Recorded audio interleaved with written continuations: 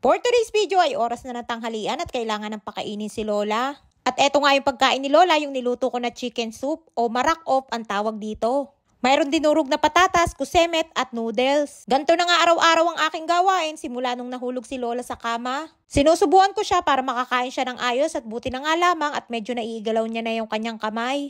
At kung alin pa naman din yung kamay na ginagamit niya araw-araw ay yun ang naapektuhan. Buti na nga lamang din at hindi nabalian si Lola. At dahil nga nagkasugat ang kanyang kamay at natuklap ang balat ay kinailangan din na tawagan ng kanyang doktor. Pero si Lola hindi niya sinabi sa kanyang doktor kung bakit siya nagkasugat. Dahil ayaw niyang ipaalam sa kanyang doktor na nahulog siya sa kama. At kabilin-bilinan pa nga sa akin na kapag tumawag daw ang kanyang doktor ay wag na wag ko daw sasabihin na nahulog siya sa kama. At ang dahilan kung bakit ayaw niyang ipasabi na nahulog siya ay dahil ayaw niyang pumunta ng ospital. Dahil baka daw sabihin ng doktor ay pumunta siya ng ospital at magpa-x-ray para makita kung may bali. Ayaw na ayaw nga ni Lola na pupunta siya ng ospital kahit may nararamdaman siya. Dahil nahihirapan si Lola, kailangan pang isakay ng wheelchair at ilipat sa ambulansya. Dahil nasakit ang kanyang likod at bewang kapag nabiyahe. Sa tulad ni Lola na hindi lumalabas ng bahay, mismong doktor at nurse na ang pumupunta dito sa bahay kapag may nararamdaman si Lola. At kahit nga wala siyang nararamdaman ay tinatawagan din siya sa telepono ng kanyang nurse at doktor para kamustahin. At kahit nga pagkuha ng blood test ni Lola ay dito rin sa bahay ginagawa at mismong nurse na ang pumupunta dito. Hindi nga din pinaalam ni Lola sa kanyang kapatid na si Imadora na nahulog siya sa kama. Dahil siguradong kukulitin din siya ng kanyang kapatid na pumunta ng ospital para magpa-x-ray.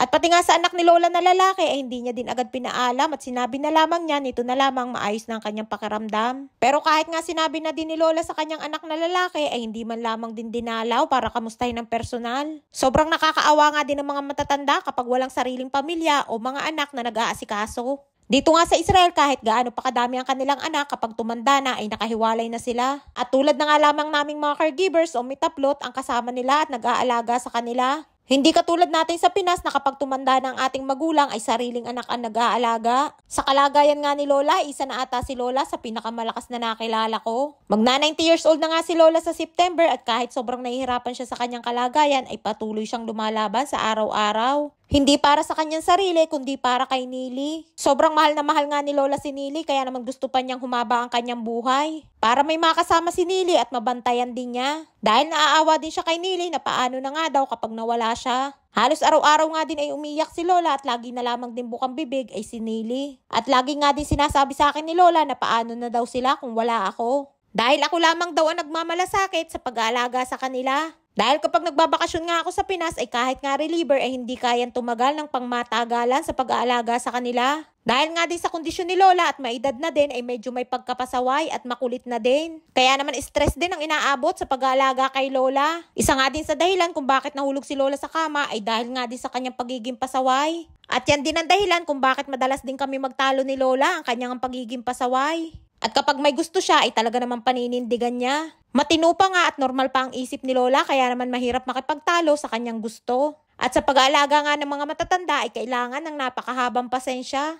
Bago ko nga pakainin dyan si Lola ay aayaw-ayaw pa at wala daw siyang gana pero halos maubos naman yung kanyang pagkain. At pagkatapos ko nga pakainin si Lola, linisan at palitan ng damit ay lilinisan ko naman ang kanyang sugat at papalitan ng gasa. At dahil nakabili na nga ako ng panlagay sa sugat para hindi dumikit yung gasa ay mabilis na ngayong alisin. At hindi na dumidikit sa sugat. Maraming pong salamat din sa lahat ng mga nagsuggest kung paano ang gagawin para hindi dumikit sa sugat ni Lola.